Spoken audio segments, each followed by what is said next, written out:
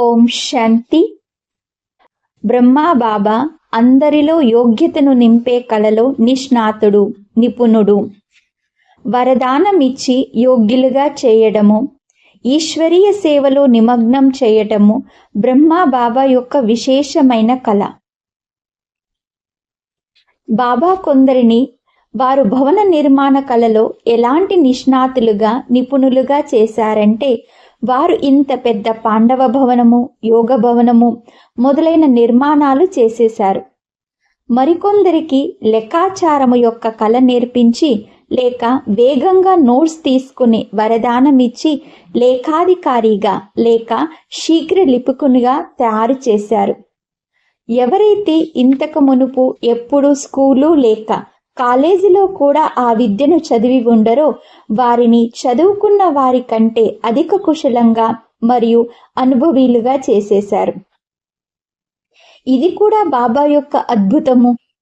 ఈరోజు ఆ వత్సలు ఇంత అలౌకిక రూపంతో ఇంత విశాలమైన సేవ చేయడంలో ఎంత తత్పరంగా ఉన్నారంటే, వారి కార్యకుశలత, కళాకృత్యాన్ని చూసి జనులు ఆశ్చర్యచకితులవుతారు. ఎలాంటి కలహ క్లేశాలు గాని, గొడవలు కొట్లాటలు లేకుండా వారు ఇంత విశాలమైన కార్యమును ఎలా చేయిస్తున్నారని ఆశ్చర్యపోతారు. ఈ విధంగా వారు యోగులలో శిరోమణిగా ఉండేవారు. అంతేకాక గుణాలలో నిండుగా కూడా ఉండేవారు. అయితే విశేషమైన మాట ఏమిటంటే, వారు ఇతరులలో గుణాలను నింపడంలో, వారికి వరదానాలు ఇవ్వడంలో, వారిలో యోగ్యతను తీసుకురావటంలో, వారి ఉన్నతిలో సంతోషించటంలో, వారికి సంరక్షణ, స్నేహము మరియు సహయోగాన్ని ఇవ్వడంలో కూడా కళావంతునిగా ఉండేవారు. వారి నిరంతరమైన స్థిరమైన చిరునవ్వు, వారి నేత్రాలలో శ్రీ బాబా స్మృతి యొక్క ప్రకాశము, వారి మహావాక్యాలలో మాధుర్యము మరియు ఆత్మీయత, వారి ప్రతి అడుగులో లోక కళ్యాణము ఇంత మహోన్నతంగా ఉన్నప్పటికీ కూడా వారి నమ్రత, వికట పరిస్థితులు ఎదురైనప్పుడు వారి నిర్భయత మరియు నిశ్చింతత, వారి సాత్వికత, వారి సంతోషము మరియు వారి నుండి జలజలా ప్రవహించే శాశ్వతమైన ప్రేమ ప్రవాహము, వారి చెరగని ప్రభు ప్రీతి మరియు చలించని నిశ్చయము, వారి బహుముఖ వ్యక్తిత్వము అద్వితీయంగానే ఉండేవి. దీని ద్వారా వారు మానవ మాతృలందరికీ పితాశ్రీగా అయ్యే సంపూర్ణ యోగ్యులుగా అయ్యారు.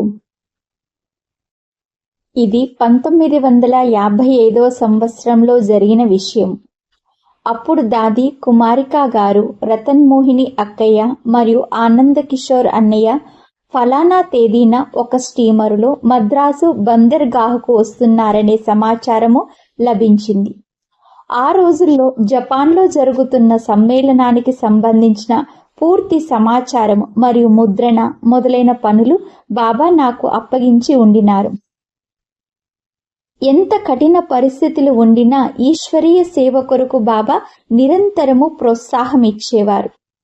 నేను బాబాకు ప్రియమైన బాబా, జపాన్కు వెళ్లిన సోదరీ సోదరులు మద్రాసుకు వచ్చినప్పుడు ఒక పత్రకారుల సమ్మేళనము జరిగితే బాగుంటుంది అని ఉత్తరం రాశాను.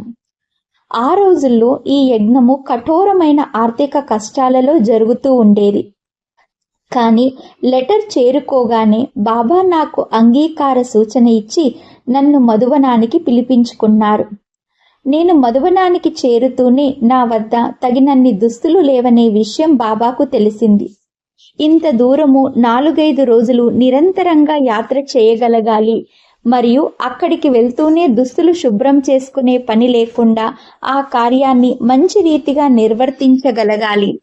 అయితే ఒకటేమో ఆర్థిక కష్టాలు, రెండవది ఇప్పుడు వెంటనే 3-4 జతలు ఎక్కడ కుట్టించాలి.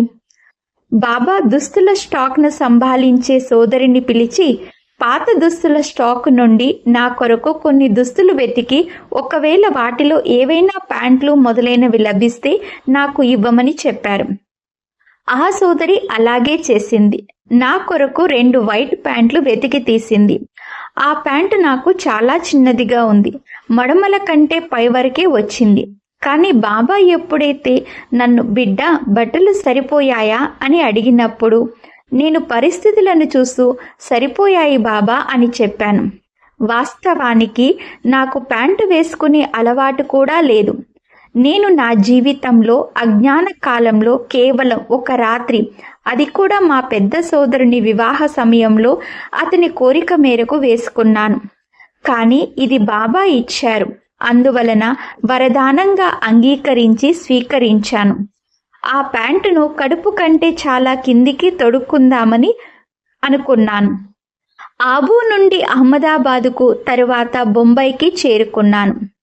అక్కడి నుండి జానకి దాది గారు కూడా పత్రకారుల సమ్మేళనానికి నాతో పాటు మద్రాసుకు వచ్చారు. అక్కడ జానకి దాది లౌకిక బంధువుల ఇంట్లో మేము దిగాము.